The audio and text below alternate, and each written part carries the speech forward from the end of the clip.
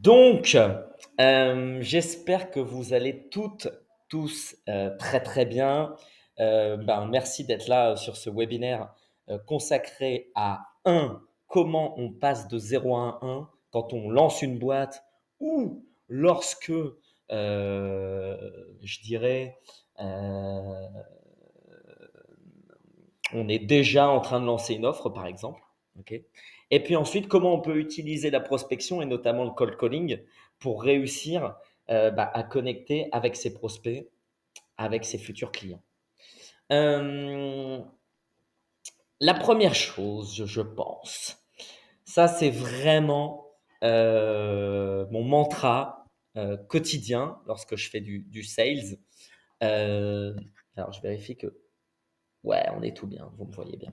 Ok, ça c'est vraiment mon mantra, c'est la méthodologie que j'utilise au maximum pour pouvoir réaliser mes ventes. C'est d'abord l'observation. Ok. Je pense qu'en tant que commercial, vous devez passer une bonne partie de votre temps ou en tant qu'entrepreneur à observer votre environnement. Ok. Ensuite, hypothétiser. Donc là, c'est construire une idée et puis pouvoir ensuite la tester sur le marché. Et pour la tester, il faut également la mesurer, c'est très important. Pour pouvoir faire quelque chose, c'est de l'itération. Tout cela en poussant bien très, très, très, très, très fort. OK. Pourquoi? Parce que lorsqu'on est commercial ou lorsqu'on est entrepreneur, on le sait, la seule chose qui va fonctionner, c'est l'engagement. OK. Mais essayez de respecter ce mantra intellectuel, d'abord d'observer, observer votre marché, observer votre environnement, ensuite hypothétiser, se dire tiens, peut-être que les gens ont besoin d'une usine de data, et puis ensuite construire, construire des messages, construire une offre, et puis ensuite, bien entendu, les tester. Parce que tant que vous n'avez pas testé et mesuré, vous ne pouvez pas piloter votre activité. Et enfin, itérer. Et donc, regarder uniquement la data pour se dire, OK, qu'est-ce que je dois faire maintenant? Donc, lorsqu'on observe, il faut donc observer son marché, donc les tendances, les évolutions, mais également la taille du marché. Euh, Bien observer également son environnement et notamment la loi. C'est quelque chose qui fonctionne plutôt bien, de bien observer son environnement, les lois, les contraintes, les règles, etc. Bien observer aussi ce que font vos concurrents pour copier, pour coller par exemple, ou pour s'inscrire dans une tendance. Et puis enfin, observer pour faire quoi? Pour récolter un maximum des besoins, des enjeux et des problématiques de votre marché. OK? Pour faire quoi? Pour trouver le compelling event. Je pense que c'est vraiment une notion qu'on oublie trop fréquemment. Vous pouvez faire toute la prospection que vous voulez. Vous pouvez parler avec des centaines de prospects. Si ce n'est pas le moment, ce ne sera pas le bon moment. OK?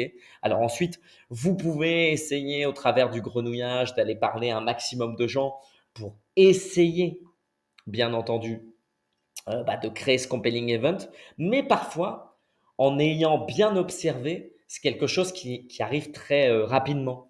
Exemple, chez Stabler, en ce moment, on a la loi Omnibus, ok, qui est une loi européenne qui a été votée en 2022, et on commence à avoir les premières entreprises qui sont attaquées là-dessus. Et donc, il y a UFC Que Choisir qui, la semaine dernière, a attaqué des acteurs comme Zalendo, comme Amazon, sur la loi Omnibus. Et donc ça, c'est hyper intéressant pour moi en tant que sales, puisque j'ai créé, enfin en tout cas, il y a un compelling event, et donc je peux aller parler au directeur juridique, au CTO, en leur disant, messieurs, mesdames, aujourd'hui, la loi Omnibus, vous la connaissez, seulement aujourd'hui, elle rentre vraiment en application, et on a les premiers use cases d'entreprises qui vont terminer devant le tribunal. Alors, pour vous donner un cas d'usage, il y a quelques années, enfin en tout cas l'année dernière, il y a un grand PDG d'une grosse marketplace qui a pu être acquitté grâce à une solution de web scrapping qui lui a permis de pas finir en prison. Alors, j'entends quelqu'un, je l'ajoute. Donc vraiment très important, observez bien votre marché, votre environnement, vos concurrents pour voir ce qu'ils font. afin de trouver le compelling event, mais trouver également un élément de relance. Tiens, j'ai vu sur LinkedIn que tu faisais ça. Tiens, j'ai vu que sur ton marché, il y avait une nouvelle règle. Tiens, j'ai vu un nouvel acteur, etc., etc., etc. C'est extrêmement important d'avoir ce mode d'observation qui va prendre du temps. Moi, j'appelais ça même il y a 10 ou 15 ans recherche documentaire, qui va vous permettre d'améliorer votre business. Euh, Ensuite, ce qu'il va falloir faire, ok, c'est hypothétiser. Ok, à partir de ces observations, comme par exemple faire le choix d'un use case, d'un vertical en particulier. Dans le cas de Stabler, par exemple, on a très vite compris que le pricing, ok, mais également le retail et le e-commerce, c'était un use case et un vertical qui était très intéressant pour nous. Et en plus, quand on rajoute et qu'on a la chance d'avoir un compelling event comme celui de la loi Omnibus et comme celui de l'UFC Que Choisir qui attaque 8 mastodontes en Europe sur ce sujet, eh bien, ça devient très intéressant d'hypothétiser et de se dire, tiens, peut-être qu'il y a quelque chose à aller chercher.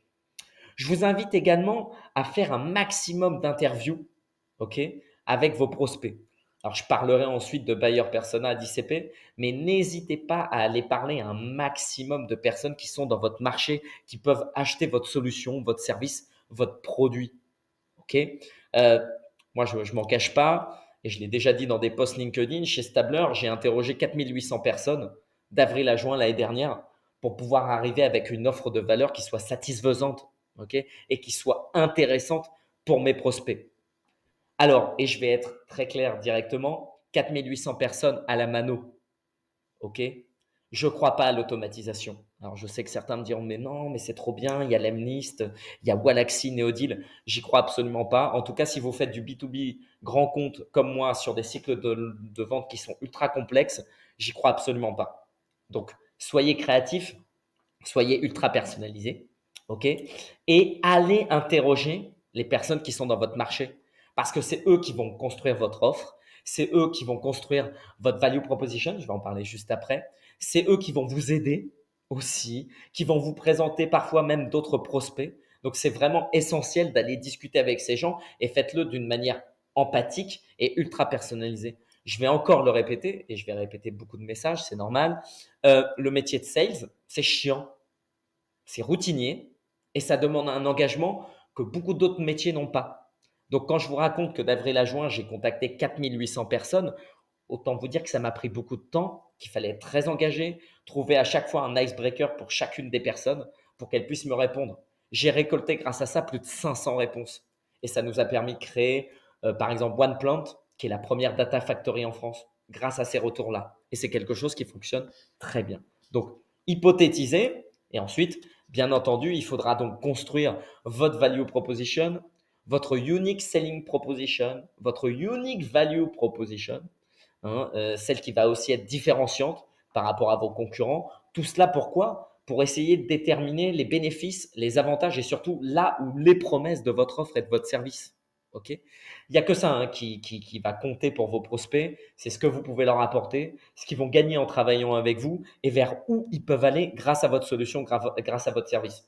Ok. Le reste, ça les intéressera peu. Je vous invite donc à créer votre CAB, votre CAP, son casse, caractéristiques, avantages, bénéfices, caractéristiques, avantages, preuves, ok? Et ensuite à construire votre son casse. Pourquoi? Et c'est aussi très important, ça va vous permettre de construire l'inbound et l'outbound, et notamment avec des leviers d'influence comme la réciprocité, par exemple. Ok, donc ça vraiment très très très important de jouer là-dessus. Je vous mets, hein, vous avez tous les éléments, toutes mes notes de toute façon. Donc je vous invite vraiment, vraiment, vraiment à avoir cette approche constructive dès le départ et à construire cette value proposition. Ok, et alors je vais juste virer ça. Ouais, cette value proposition, ok, et cette unique selling value proposition et construire vos bénéfices, vos avantages, vous allez voir, ça marche plutôt pas mal. On parlait de son casse, bien entendu, sécurité, orgueil, nouveauté, confort, argent, sympathie. Ça fonctionne toujours très bien. C'est une méthodologie qui existe depuis très longtemps. Mais je pense que c'est très important lorsque vous rentrez dans une organisation ou lorsque vous êtes en train de créer votre offre de valeur, de bien réfléchir aux caractéristiques, aux avantages, aux bénéfices, aux preuves de votre solution en les accordant avec votre son casse. Ok. Ça vous aidera à avoir un meilleur argumentaire et à avoir un meilleur discours commercial avec vos prospects. Oui, ensuite, construire ses buyers persona. Alors ça, je pense que vous le savez, vous avez plusieurs types de niveaux. Donc ça va être par exemple, comment dire, les C-level, le mid-management, l'opérationnel, etc., etc., etc. Mais pensez à les construire en amont, ok, pour ensuite construire votre playbook commercial. Ce sera beaucoup plus simple. Et ensuite, votre objectif, c'est bien entendu de trouver votre ICP. Vous ne pouvez pas vendre à tout le monde, ok. N'essayez de vendre qu'à ceux à qui vous apportez de la valeur, ok. Ceux qui vous rapportent également de la valeur, qui payent le prix juste, par exemple, et qui vont vous présenter d'autres prospects, d'autres clients. N'hésitez pas aussi à étudier la méthode DISC. Toujours intéressant de pouvoir, comment je dirais, déterminer le profil psychologique de ses prospects pour pouvoir soit s'aligner, soit être en mirroring, soit être en contradiction même avec la personnalité de son prospect. Parfois, ça fonctionne. Vous connaissez tous cette bonne vieille technique du bad cop et du good cop. Je vous invite à l'utiliser. On fait souvent ça avec mes associés. Ça marche plutôt pas mal. L'objectif, c'est quoi? C'est de trouver les bons buyer persona, ok? Trouver son idéal customer profile. Pour faire quoi? Pour faire ensuite ce qu'on appelle du lookalike modeling, ok? Essayer de trouver toutes les entreprises à qui vous allez apporter de la valeur et que vous allez pouvoir aider et où ce sera le plus simple pour vous. C'est pour ça que nous, on a pu, grâce à cette méthodologie, comme vous le voyez, construire le process commercial avec du scoring pour prioriser les prospects, créer les rendez-vous commerciaux et techniques R1, R2, R3, créer un executive summary, ok, mais aussi construire toutes les phases de négociation, de closing, comment on s'adresse à son buyer persona, à son ICP. ok. Avec toute cette phase, ça nous a permis de créer OnePlant, la première data factory pour répondre aux besoins d'externalisation. Et on a mis en place aussi de la covente avec My Data Machine. Donc, premier partenariat avec un partenaire. Mais on a aussi créé Solo, ok, pour être un cheval de Troie dans les grands comptes. Ça, c'est une technique que j'utilise énormément. C'est bien entendu la démo, le test. Vous proposez un outil pas très cher, à 125, 300 euros par mois, qui va être utilisé dans les grands groupes pour pouvoir tester votre solution. Ça, je l'ai beaucoup fait lorsque j'étais chez Fortinet en proposant des solutions gratuites à mes prospects. OK? Ça va vous permettre également de tester votre discours, bénéfices, avantages, promesses. Alors, quelqu'un me dit, OK, la création de la synthèse financière également. OK? Euh, il va falloir tester. Ah, on a quelqu'un. Edouard. Bonjour Edouard, bienvenue. Oui, ensuite, il va falloir donc tester ses idées, ok, son argumentaire, ses prospects également, son process de vente et ses propres convictions. Ses idées, bah, c'est par exemple sur un vertical, sur un ICP, un buyer persona particulier, ok. Son argumentaire, bah, c'est notamment le bénéfice, les avantages, la promesse, ok, mais également la data. Peut-être moins cher que vos concurrents, plus cher que vos concurrents, ça peut arriver également. Bonjour Ori. Euh, Ça va vous permettre également de tester les prospects, parce que parfois on croit qu'un prospect va être bon pour soi, puis en fait, pas tellement. Vous le savez, parfois il est intéressant d'aller chasser du grand compte, mais aussi d'avoir des ETI, ok, pour faire vivre le business et puis pour faire rentrer aussi du cash dans l'entreprise. ok. Vous allez pouvoir également tester votre processus de vente. Ça, je ne le dirai jamais assez. C'est vraiment très important de bien le tester, de bien réfléchir à ce que l'on va faire. D'abord la qualification, puis ensuite du scoring, puis ensuite comment on crée ces rendez-vous de découverte. Ok, technique, commercial, juridique, décideur. Je crois que c'est vraiment important de le formaliser et de créer ce process de vente dès le départ. Ok, qui va ensuite changer, évoluer au fur et à mesure de votre expérience. Nous, chez Stabler, on a commencé à vendre en juin, donc vous vous doutez bien que le process de vente, il a beaucoup évolué depuis ce moment-là. Et puis ensuite, tester ses propres convictions. On vient tous, parce qu'on est humain et c'est un biais cognitif, on vient tous avec des présuppositions qui sont parfois erronées, souvent. Donc, je vous invite vraiment à aller les tester et c'est en allant parler avec vos prospects, avec votre marché, que vous allez pouvoir tester ses propres convictions. N'hésitez pas, je vais le répéter, hein, je l'entends souvent dans des startups, notamment quand je suis au CJ Data Lab, des gens qui construisent après 6 mois, après un an, qui reconstruisent leur, unique value proposition ou leur proposition de vente différenciante ou qui refont l'ensemble. Je crois qu'il faut le faire dès le départ. Enfin, en tout cas, chez Stabler, c'est ce qui nous a permis de gagner beaucoup de temps. On est quand même sur des processus de vente qui vont de 9 à 18 mois et on a commencé à vendre en juin de l'année dernière. Donc, ça fait un an. Joyeux anniversaire Stabler. Euh, Dès le départ, on avait plein d'idées. On avait, oui, plein d'idées commerciales. Et en fait, d'avril à juin, on a vraiment rencontré beaucoup de prospects, beaucoup de buyers persona dans notre domaine d'activité, ce qui nous a permis de réfléchir tout l'été à ce que l'on devait créer, proposer comme offre commerciale, comme offre technique, les features aussi qu'il fallait améliorer. Ce qui fait que lorsqu'on est arrivé en septembre, on a pu enchaîner un nombre de rendez-vous grands comptes et ETI en ayant une vraie proposition de valeur. Ça nous a permis, par exemple, de faire complètement notre deck commercial, de travailler aussi nos premiers executive summary, donc les propositions commerciales chiffrées. Donc, je vous invite vraiment à être dans ce process-là parce que c'est quelque chose qui fonctionne très bien et qui vous permettra de gagner du temps ensuite. On parlait d'argumentaire, j'ai ma fameuse méthode à crack que j'adore utiliser. D'abord, essayer d'accepter l'objection avec assertivité et calme. Lorsqu'on monte une boîte, on le sait, on peut être un peu chafouin, c'est un peu compliqué. Euh, alors, je vois les gens qui sont en retard, c'est pas bien, mais c'est pas bien d'être en retard. Je déconne. Bienvenue Augustin. Donc, j'ai une méthodologie que j'adore utiliser qui s'appelle la méthode à crack. D'abord, accepter l'objection avec assertivité, avec calme. Je vois trop d'entrepreneurs, j'en rencontre tous les jours, qui prennent mal qu'un prospect leur dise bah non, en fait, ça m'intéresse pas, ou alors je trouve ça nul, ou alors ça sert à rien. En fait, c'est pas très grave. Ok. C'est justement une bonne porte d'entrée avec votre prospect. Moi, c'est ce que je dis tout le temps, un prospect qui est mécontent, ou qui râle, ou qui pose beaucoup de questions, en fait, c'est un prospect qui est intéressé. Ok. Deuxième chose, du coup, il faut essayer de creuser avec ce prospect le pourquoi du comment. Pourquoi il est arrivé à cette objection.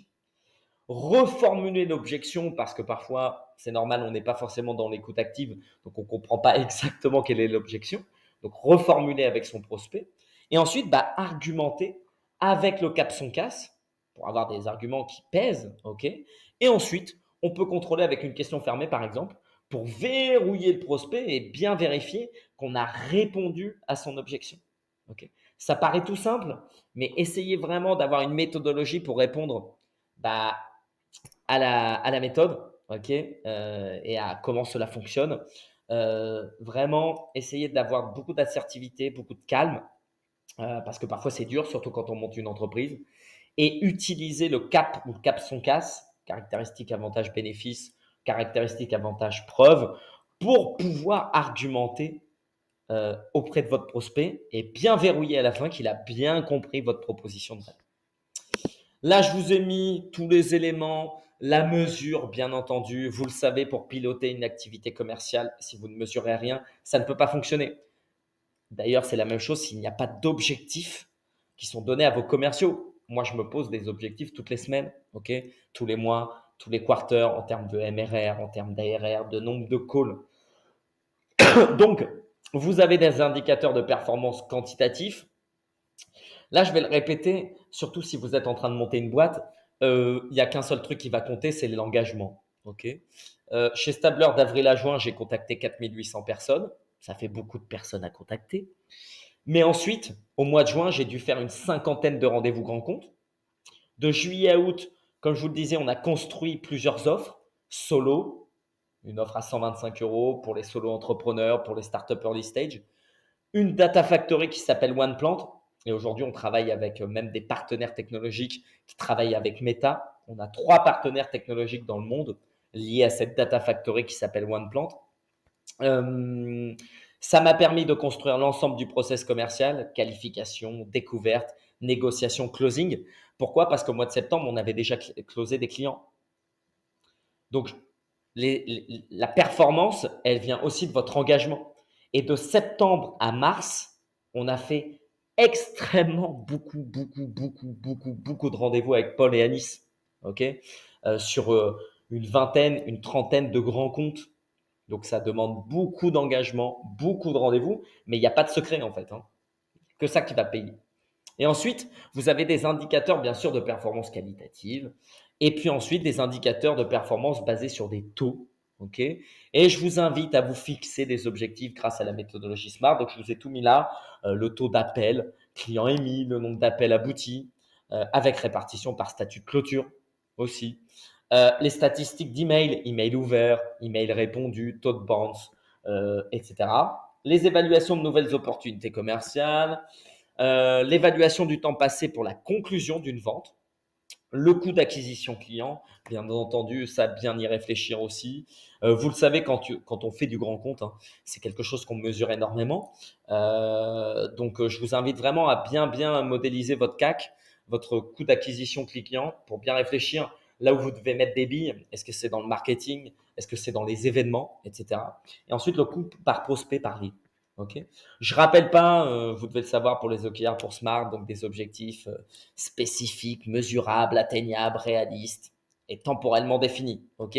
Vous le savez sûrement, la moitié des commerciaux qui ratent leur onboarding ou qui ratent leur activité commerciale dans une entreprise, c'est parce que justement, ils n'ont pas ces objectifs, ok, qui sont clairement définis. Donc, je vous invite vraiment à y réfléchir. N'hésitez pas aussi à vous mettre des objectifs à la journée, à la semaine, au mois, au quarter. Ok. Se mettre des objectifs à l'année, pour moi, c'est complètement irréaliste, surtout dans un monde qui est ultra changeant comme le nôtre. Donc déjà, si vous arrivez à avoir des objectifs à la semaine, au mois, à la journée, je pense que déjà, c'est une très bonne chose. Et ça vous permettra de savoir où vous en êtes et s'il faut avoir un engagement un peu plus fort. Exemple, moi, je me fais des semaines très hard que j'appelle à haute intensité et des semaines beaucoup plus calmes, ok, où je vais faire du marketing, créer des livres blancs, etc., etc., etc. Euh, Itérer, ouais, ça vraiment, ça a été quelque chose sur lequel ben, on a beaucoup travaillé, on a mesuré et on a itéré en se basant uniquement sur la data. C'est-à-dire qu'il n'y avait pas de doigt mouillé chez Stabler. On ne s'est pas dit, tiens, on sent que ça, c'est sympa, on va faire ça. Non, absolument pas. On a vraiment itéré en se basant uniquement sur la data et sur ce que nos prospects nous ont dit. Et comme on en avait beaucoup, je pense que vraiment de juin à décembre, j'ai dû voir au moins 50 entreprises, enfin, voire même beaucoup plus, si je compte toutes les startups, les ETI et les grands groupes. OK. Pour faire quoi? Pour trouver notre preuve sociale. En fait, quoi que vous vendiez, quelle que soit votre solution, votre produit, je pense que c'est hyper important, c'est d'aller chercher la preuve sociale. Pourquoi? Pour faire ensuite monter la mayonnaise. OK. Si vous allez voir un grand groupe d'assurance et que vous lui expliquez que vous travaillez avec son concurrent, c'est une certitude, ça va l'intéresser. Donc, choisissez plutôt, et j'en parlerai juste après du territory plan, choisissez 10, 20, 30 comptes après avoir observé, bien entendu, après avoir hypothétisé, après avoir construit, après avoir mesuré. Ok. Dites-vous bien, ok, maintenant, ce que j'ai indiqué là, hein, vous pouvez faire le choix d'un vertical ou de plusieurs verticaux, faire le choix des bailleurs persona, choisir un discours commercial. Ok. Nous, aujourd'hui, chez Stabler, ben, on est plutôt content parce que le discours est ultra carré. Donc, on sait ce que l'on doit dire. Finalisez votre executive summary parce que c'est un document qui est ultra impactant pour réussir à vendre. Créez vos vidéos d'executive summary pour être plus impactant avec vos prospects. Et puis, réfléchir. Par exemple, nous, on avait réfléchi à la mise en place de la vente B2C et c'est notamment solo avec des offres de 125 jusqu'à 600 euros par mois. Donc, c'est un modèle dont je m'occupe absolument pas. Et puis, en faisant tout ça, bah, vous allez pouvoir avoir les premiers résultats de vos ventes. Ok. Donc, toute cette phase de pré-commercialisation, de réflexion, d'observation, d'hypothétisation est un peu longue. Elle demande beaucoup d'engagement, mais elle va vous permettre d'être ultra performant ensuite. Ok. Donc, basez-vous bien sur la data, uniquement la data. Ok. Ce que vous pensez, le doigt mouillé, ça fonctionne jamais. Pourquoi? Pour trouver la preuve sociale. Ok, pour faire ensuite monter la mayonnaise auprès de vos concurrents. Et ensuite, scaler. parce que c'est tout l'objectif lorsqu'on est une jeune entreprise, c'est de scaler un maximum. Ok. Donc, une fois que vous avez trouvé votre vertical, votre buyer persona, il faut y aller très très fort. Les best practices, je voulais vous en donner. Et c'est vraiment le truc que je me dis toujours, moi, en tant qu'entrepreneur. Trouver la bonne personne, trouver le bon besoin, y répondre à 100%, trouver le bon moment. Vous le savez, dans les grandes entreprises ou dans les ETI, en fait, il y a des OKR qui sont très précis. Donc, si vous n'êtes pas là au bon endroit au bon moment, ça ne va pas fonctionner. Aujourd'hui, on travaille avec une marketplace. Pour vous donner un ordre d'idée, d'avril à juin, je les ai chassés. En juin, on a fait des rendez-vous avec eux. Ils nous ont dit non. Ok. On les a gardés dans une phase de nurturing. En mars, ils sont revenus vers nous. Et c'est en utilisant un alias d'adresse mail qu'ils sont revenus à moi. Donc, lâchez jamais rien. Ok. Et c'est pas parce que c'est pas le bon moment, c'est pas le bon besoin aujourd'hui que dans 6 mois, dans un an, ce sera pas le cas. Et ça, je vous invite à utiliser un outil comme un CRM ou toute chose, parce qu'il faut les garder au chaud et utiliser le nurturing, c'est-à-dire leur envoyer de la documentation avec beaucoup de valeur pour les garder pour qu'à un moment, ils viennent vous reparler. Ok. Trouver la bonne valeur aussi et bien comprendre les objectifs de vos prospects. Pourquoi ils sont en train de faire ça. Ok. Est-ce que c'est pour des raisons économiques, techniques, légales, est-ce que c'est une question d'image, etc., etc. Une fois que vous êtes arrivé à ce stade, donc de passer de 0 à 1, votre premier client, c'est votre premier ambassadeur. Chez Stabler, tous nos premiers clients nous ont donné en moyenne 1 à 3 clients supplémentaires. Okay. Parce que quand vous faites bien votre travail, quand vous répondez correctement aux besoins, que vous êtes dans le bon timing, que vous entretenez de la sympathie avec vos prospects, forcément, ça se passe super bien. Et donc, ça va être des ambassadeurs pour votre solution, pour votre produit, pour votre service. N'oubliez pas de mixer la vente directe et indirecte. C'est un peu comme l'inbound et l'outbound. Ok. C'est essentiel. Vous ne pouvez pas tout vendre en direct touch. Ok. Et vous avez besoin de partenaires. C'est la grande technique, je ne sais pas si vous le savez, de l'Emlist ou de Captain Data, c'est de construire des offres packagées qui sont vendues par des agences de marketing, de grosses, ok, directement à des clients. Donc, je vous invite vraiment à avoir cette démarche vente directe, vente indirecte. Chez Stabler, comme je vous le disais, on a déjà 3 gros partenaires technologiques. Un qui est en Amérique du Sud, un autre qui est à Madagascar et qui travaille directement avec Facebook, enfin avec Meta, et un autre qui est en Inde et qui travaille avec des gros ministères sur des grosses solutions satellites, par exemple, des choses très très intéressantes. Mais dès le mois de juillet, on a commencé à construire et à pérenniser ce qu'on appelle le Channel Partner Programme chez Stabler, c'est-à-dire avoir des gens ultra compétents, ultra techniques qui utilisent notre technologie et qui peuvent la vendre aussi, c'est hyper important, parce que je ne peux pas être en Amérique du Sud, je ne peux pas être, là en ce moment, on a des clients à Taïwan et au Japon, je ne peux pas y être également. Donc j'ai besoin d'un support de vente indirecte, technologique et commercial qui va me permettre de faire grossir également l'entreprise. Et bien entendu, muscler sa vente directe, ça c'est essentiel, ce qu'on appelle le direct touch. Mais ça, je vous le dis juste après. Et bien entendu, il faut savoir étoffer son offre. Ça ne veut pas dire pivoter. Nous, quand on est arrivé en juin, on avait une solution d'extraction de pages web industrielles. Ça n'a pas changé. C'est aujourd'hui ce que l'on fait. C'est une solution qui est économique, simple à utiliser, facile à configurer. On a notre discours, on a de la data, 10 minutes pour configurer un robot, des heures, des journées, des semaines avec un logiciel, en utilisant du Python par exemple. On est le coût pour 1000 pages le moins élevé du marché. On a de la preuve sociale, etc., etc. Donc le discours commercial existe. Par contre, il a fallu étoffer notre offre, et notamment en créant OnePlant. Parce qu'on s'est rendu compte que certains de nos clients, early stage ou très grands comptes, ils n'avaient pas forcément toujours envie d'utiliser notre outil. Ils voulaient simplement avoir la data chez eux directement sur leur bureau. Donc, on a créé OnePlant entre le fin juin et fin septembre. Et aujourd'hui, on est capable de délivrer en fully managed, complètement managé, ou en self-serve, où tu vas te servir directement.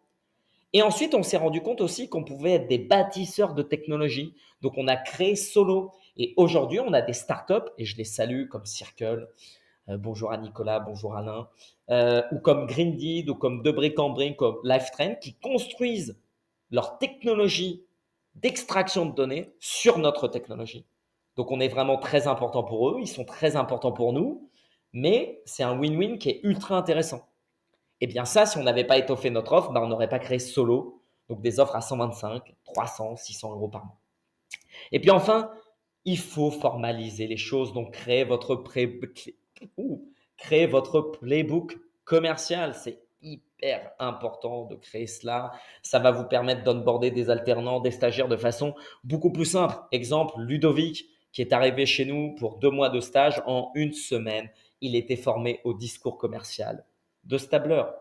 Il a signé un solo 1 au bout de 2 semaines.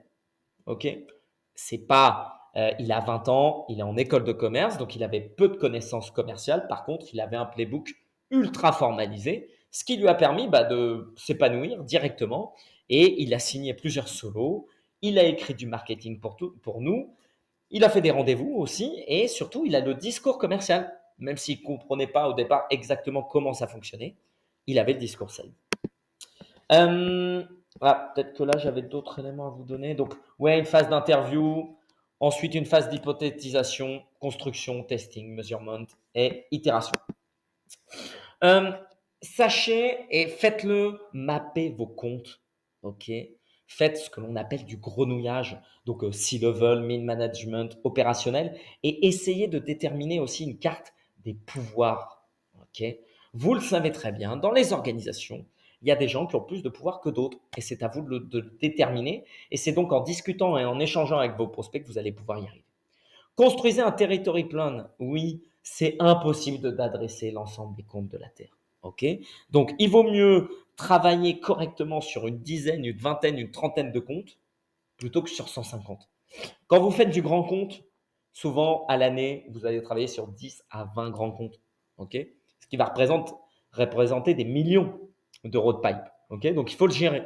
Et comme je vous l'ai dit avant, ça prend des mois et il faut parler à beaucoup de gens. Chez Stabler, on parle en moyenne entre 5 marges basses et 40 personnes dans chaque grand compte que l'on adresse. Ok. Et ça sur des mois entiers. Donc, il y a des prospects avec qui on discute depuis le mois de mai dernier ou de juin dernier. Et on arrive aujourd'hui dans du closing avec eux. Ok. Donc, il faut un mapping qui soit clairement établi pour bien comprendre toutes les personnes qui sont dans l'organisation et déterminer le pouvoir de chacun. Déterminer qui est le décideur, qui est le sponsor. Et ça, c'est la petite nouveauté, qui est votre espion. Ok. On connaît tous le décideur. C'est simple. On connaît tous son sponsor, mais on connaît très mal son espion. Vous le savez, parfois, et il y a même de la data là-dessus, on sait que pour vérifier une information dans un grand compte, il faut demander à au moins 3 ou 4 personnes pour être sûr que ce soit vrai. C'est normal. Ok. Vous le savez, c'est une stratégie, c'est comme les jeux d'échecs, c'est un peu aussi comme la guerre. Parfois, votre prospect ne va pas vous donner accès à l'ensemble des informations. C'est à vous à créer de la relation humaine avec vos prospects pour déclencher ou pour enclencher ce que moi j'appelle l'espion. C'est la personne qui va vous donner des éléments que les autres vous ont pas forcément donné. Ok. Exemple, il y a un concurrent dans la place, il y a un OKR qui a sauté, etc., etc. Un autre élément qui me semble super important, c'est d'avoir plusieurs mentors, ok, à la fois pour vérifier l'information et pour avoir de nouvelles idées. Pour ma part, j'en ai beaucoup. Donc, je les salue. Yann Pradel, Jean-Michel Tavernier, Jennifer Beauregard, Lionel Gauthier. J'en ai beaucoup. Et ça m'aide énormément au quotidien pour vérifier mes hypothèses ou pour voir si je ne suis pas en train de me tromper, pour faire de la revue de pipe également. Ok. Et puis ensuite, je pense que très très vite, il faut recruter un commercial. Une fois que vous avez mis tout cela en place, nous, c'est la prochaine étape chez Stabler, pouvoir recruter par exemple des alternants ou des stagiaires, on verra en fonction de ce qui se passe, mais en tout cas recruter un sales. Ok. Parce que tout seul, ça va être extrêmement compliqué. Ok. Extrêmement compliqué. Que vous fassiez du grand compte d'ailleurs ou de la TPE, PME, il faut savoir déléguer, il faut savoir vous entourer. Ok. Donc moi, mon objectif là maintenant, c'est vraiment d'onboarder des sales, de les former. La route au market existe, le playbook commercial est carré. Donc maintenant, il va falloir délivrer ce qu'elle est. La prospection, j'en viens donc là. Donc là, je parlais simplement comment passer de 0 à 1, soit si vous montez une boîte comme moi, soit si vous lancez un nouveau produit, un nouveau service. Et n'oubliez pas, peut-être que ça ne fonctionnera pas. Ok? C'est pas très grave. Ça arrive tout le temps. Et vous pouvez relancer les choses. C'est l'exemple que je vous ai donné avec ce prospect qu'on a rencontré en juin qui nous a dit non merci Romain, c'est trop cher, ça ne nous intéresse pas. Et aujourd'hui, on est en train de travailler avec lui. Pour arriver à tout ça aussi, vous devez faire de la prospection. Donc, il y avait deux thématiques à ce webinaire qui étaient passé de 0 à 1, puis ensuite le cold calling, à être un peu plus vaste là-dessus. Je vous invite vraiment à avoir une prospection qui est multicanal et haute intensité, bien entendu. Ok. Avoir une bonne tool stack, bah, ça compte. Par contre, je vais le répéter, euh, aucun outil informatique vous sauvera. Ok. Donc, c'est super. Les Wallaxy, les Lemnis, les trucs, les machins, j'adore. C'est super. Néanmoins, on va pas se voiler la face. Si vous lancez une offre, si vous lancez un produit, si vous êtes dans le dur commercialement, ça vous aidera pas. Ok. Donc, il faut avoir une stack, je dirais basique, HubSpot pour centraliser l'information commerciale, Loom pour enregistrer vos échanges, pour enregistrer vos executive summary, Drop Contact pour enrichir et être RGPD compliant, la grosse machine que nous on utilise et que je trouve plutôt sympa. Et puis ensuite, il y a des outils comme Wallaxy, Neodeal pour faire de l'envoi automatique sur LinkedIn. Et puis, on a bien entendu LinkedIn Sales Navigator qui est en train de beaucoup évoluer, notamment avec un dashboard, avec du mapping de compte. Donc, je vous invite à vous y intéresser, mais ne capitalisez pas l'ensemble de vos efforts sur vos outils. Si en plus vous faites du grand compte, ça vous servira absolument à rien. Ok. Moi, j'ai pas honte de le dire. Chez Stabler, bah, on n'a utilisé aucun outil d'automatisation. Alors, c'est sûr, c'était plus dur, ça demandait plus d'engagement, c'était plus chronophage, mais je pars du principe que quand on veut quelque chose, ben on le veut vraiment. Donc, quand vous parlez à des C-level chez Total, chez Carrefour ou chez Showroom Privé ou que sais-je, ils n'ont pas très très envie d'avoir un message templétisé. Surtout qu'en plus, ça se voit. Donc, je vous invite, moi, c'est ce que je fais à chaque fois sur LinkedIn, je fais des messages audio, j'envoie des messages vidéo à mes prospects parce que je pense que l'ultra personnalisation, l'empathie et la vraie valeur de ce que vous apportez, c'est ça qui va compter dans votre prospection et dans la réalisation de vos deals.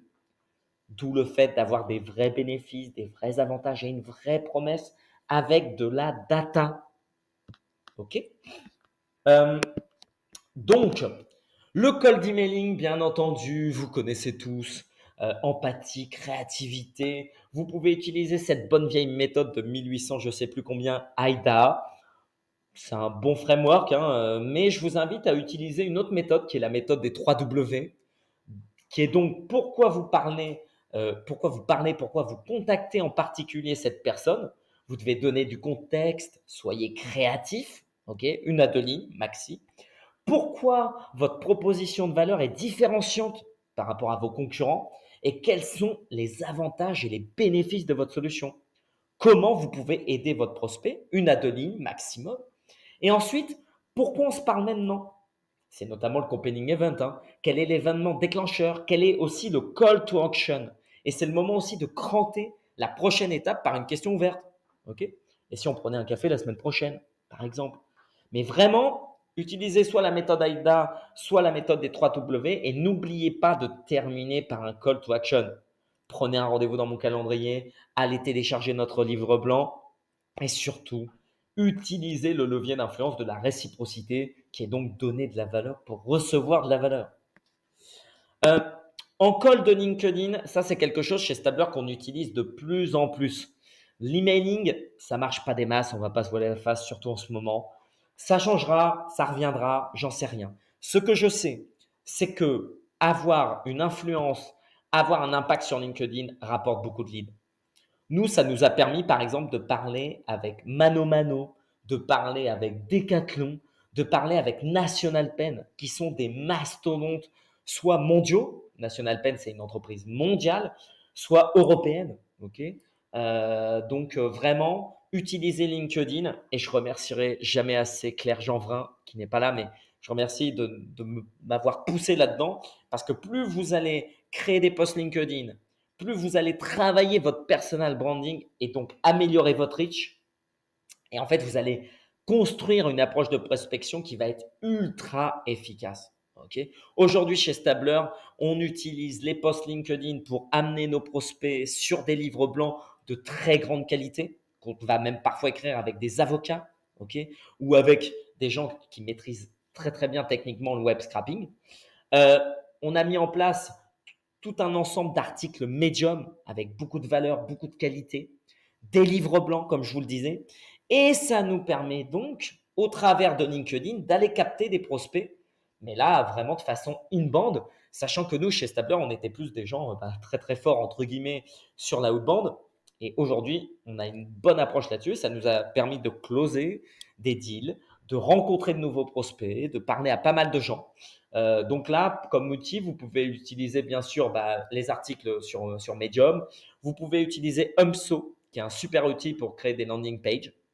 Je vous invite à le faire et à avoir une vraie présence sur LinkedIn. Bien entendu, le cold calling, la pièce majeure, la pièce maîtresse. Euh, Aujourd'hui, chez Stabler, on fait que du cold call et du LinkedIn.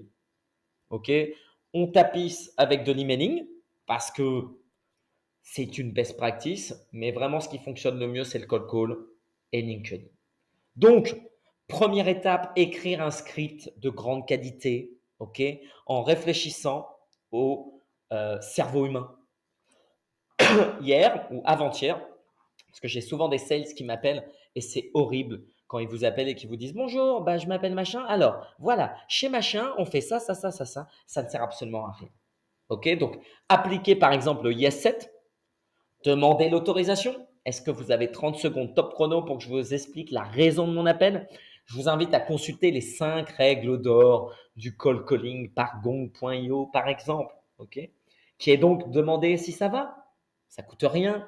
Demandez si vous ne dérangez pas, ça évite les frictions avec votre prospect. Essayez d'avoir un échange avec par exemple une question ouverte, mais tout en éduquant votre prospect, ok? Pareil, il n'y a pas de notion de temps. Plus c'est long, mieux c'est. Et plus vous allez pouvoir récolter, par exemple, les éléments de qualification comme le BANT. Ok. Avoir un seul objectif. Si vous appelez pour inviter à un événement, vous invitez à un événement. Si vous voulez générer des leads qualifiés et donc des rendez-vous, eh bien, vous devez aller chercher des rendez-vous qualifiés. Ça ne sert à rien de prendre des rendez-vous pour prendre des rendez-vous. Et aussi, n'oubliez pas de faire vos relances. Ok, c'est là où vous allez prendre un maximum de rendez-vous avec vos prospects. Euh, je parlais de qualification versus découverte. Votre objectif quand vous connectez avec un prospect, c'est de pouvoir établir ce qu'on appelle un scoring. Donc, vous devez qualifier soit au travers du BANT, budget, authorities, needed, timing, target, ou du GPCT plus le BA, donc le budget et authorities. C'est très important. Pourquoi vous n'avez pas le temps? Ok. Et vous devez délivrer de la valeur. Donc, vous devez qualifier le plus rapidement possible la personne qui est en face de vous pour éviter de perdre du temps. Ok.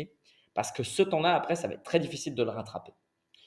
Enfin, une fois que vous avez réussi à connecter avec votre prospect, que vous l'avez scoré et que vous avez déclenché un go ou no-go business, vous devez faire la découverte des besoins. Et là, vous pouvez utiliser la fameuse méthode du BEBEDC, pardon, qui nous vient du MEDIC, pour découvrir tous les points qui vont vous aider à faire les bons rendez-vous avec les bonnes personnes, à découvrir le processus de décision, à avoir le bon argumentaire, découvrir aussi si vous avez tout simplement des concurrents en face de vous.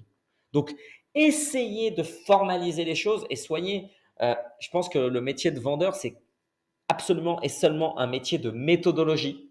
Okay. Donc, d'abord, on observe, on hypothétise, on construit, ok, on teste, on mesure, on itère. Ok. Et ensuite, on construit un process de vente qui est ultra formalisé. Donc, d'abord, qu'est-ce que je fais? Je contacte mes bailleurs persona, mes ICP dans des verticaux que j'ai bien prédéfinis, avec des tailles d'entreprise bien définies. Je construis mon mapping de compte, mon mapping de pouvoir. Ensuite, je construis mon message. LinkedIn, email, call calling. Puis ensuite, je vais pouvoir mesurer, tester. Et lorsque j'arrive à connecter avec un prospect qui a un bon scoring, et ben dans ce cas-là, ce qu'il faut faire, bien entendu, eh bien, c'est interroger. Dans un premier temps, c'est interroger, mais surtout éduquer le prospect. C'est de la qualification. Quand moi je parle avec mes prospects, je leur dis pas ah oui comment ça marche au premier call. Non, ce que je leur dis c'est voilà, c'est très simple. Nous on a une solution. Configurer, ça prend 10 minutes. Corriger un bug, ça prend 10 minutes. Le coût pour 1000 pages est le moins élevé du marché. Vous former à notre solution, ça prend une demi-journée. Ok. Il faut seulement des notions d'HTML et de CSS parce que c'est du low code. De plus, c'est une architecture en graphe et tout ça, bien entendu, avec de la preuve sociale. On travaille avec tel prospect, tel client, etc. Ok. Donc, on doit éduquer dans cette phase. Et puis ensuite, vous devez découvrir, et ça, c'est le R1, le R2, le R3, le R4 avec votre prospect. Hein.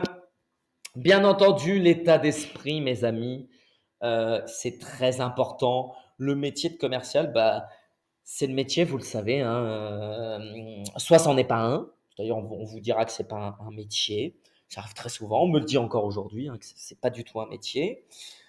Quand vous allez gagner, vous allez être le roi du monde, et quand vous allez perdre, vous allez être le pire commercial du monde. Ok. Donc, être sales ou être entrepreneur, et j'en vois certains, je pense à Christophe par exemple, bah, ça demande un état d'esprit doté de beaucoup de résilience. Ok. Vous devez, et moi je le tire des entreprises américaines où j'ai bossé, quand j'ai une idée, je vais jusqu'au bout de cette idée dans un temps très très très défini, une semaine, 2 semaines, un mois. Par contre, j'écoute pas les critiques à ce moment-là. Mon objectif, c'est de mesurer, de tester et ensuite d'itérer. Ok. Et ensuite, bah, je suis un être humain, donc ça m'arrive de perdre et ça m'arrive de gagner. Vous devez, comme le disait Kipling, accepter les défaites comme les triomphes d'un même front. Ok. Ça va vous arriver beaucoup, ça va être très compliqué. Vous allez perdre beaucoup de prospects. Ok. Vous allez même parfois perdre des clients. C'est pas grave. Si vous utilisez un bon mantra comme le mantra que je vous ai montré d'observation, d'hypothétisation, etc., que vous êtes quelqu'un d'engagé, ok, que vous êtes positif également, c'est très très important d'être positif avec vos prospects, eh bien tout va bien se passer. Ok. Faites du sport, allez voir vos amis, n'hésitez pas à avoir une activité connexe. Par exemple, moi je fais de l'art au travers de Sanuesa, donc je fais de la poésie, de la photographie argentique. Et puis il y a aussi Sales First, où je donne du conseil, de la formation, du coaching en vente. Et puis il y a Stabler, l'extraction de pages web publiques, industrielles pour des très grands comptes, pour générer des modèles d'intelligence artificielle, pour prédire la demande, les sentiments. Voilà, je me suis fait tout un panel d'activités qui me rendent hybride et qui me permettent de muscler mon état d'esprit. Et bien entendu, autour de moi, j'essaye d'avoir des gens uniquement positifs, dans mes amis, par exemple. Ok. Donc, n'oubliez pas la posture, la méthode, l'état d'esprit. Pour résumer tout ça, c'est très important de se connaître soi-même, vous le savez, pour cultiver son état d'esprit, pour connaître son profil psychologique. Exemple, moi, tout le monde le sait, en tout cas les gens qui me connaissent ici, j'ai un profil rouge-jaune. Ok, donc jaune, j'aime partager ma connaissance. Profil rouge, il faut être très direct avec moi, sinon je m'énerve très facilement. D'où les commerciaux qui m'appellent, souvent ils passent un très très mauvais moment avec moi parce que, un, ils n'ont pas écrit leur script commercial, deux, ils ne me demandent pas si je vais bien, si j'ai le temps de les écouter. Donc, ils tombent sur un profil rouge, ça ne va pas être très sympathique. Pour faire quoi? Pour améliorer sa posture. N'oubliez pas, c'est pas que votre produit, c'est pas que votre service qu'on achète, c'est vous. Si vous êtes quelqu'un de sympa, qui est réellement dans l'écoute active, qui propose de la valeur et qui connaît bien qui il est, c'est-à-dire ses défauts, ses failles, mais aussi ses qualités, vous serez un meilleur commercial. Okay. C'est pour ça, là, je le notais, que j'ai fait du théâtre, par exemple, pendant de nombreuses années. Se mettre à la place du prospect, c'est essentiel pour comprendre son environnement, ses enjeux, ses besoins et faire preuve d'empathie. Ok. Un prospect qui ne veut pas vous parler, c'est parce qu'il n'a pas le temps, parce qu'il doit gérer d'autres problèmes. Essayez de vous mettre à la place de vos prospects. Ayez toujours une attitude optimiste et positive vis-à-vis d'eux. Ok. Ensuite, ce qui est important, travailler votre copywriting. Vous le savez, euh, le métier de commercial, c'est un métier qui est ultra mouvant. Ça change tout le temps. Quand j'ai commencé il y a près de 15 ans, on faisait des mails énormes. Aujourd'hui, on fait plus de mails. Aujourd'hui, on fait de la vidéo, on fait de l'audio sur LinkedIn. Soyez créatifs et empathiques, pardon, et créez votre copywriting. Donc, comme je vous le disais, vous pouvez utiliser AIDA, vous pouvez utiliser la méthode des 3 W, mais soyez ultra créatifs. Chez Stabler, toutes les propositions commerciales, elles partent au format vidéo.